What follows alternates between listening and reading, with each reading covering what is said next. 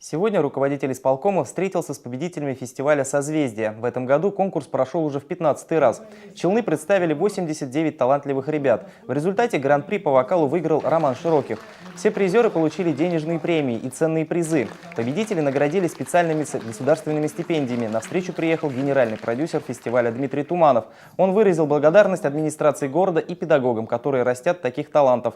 Руководитель исполкома также поздравил молодых челнинцев с победой. Вы с честью выдержали и прошли, и вышли победителями в самом престижном, самом лучшем в нашей стране и, не побоюсь, наверное, в мире конкурсе с красивым названием «Созвездие Йылдызлык». Я думаю, что для любого руководителя города большая честь приветствовать юные таланты,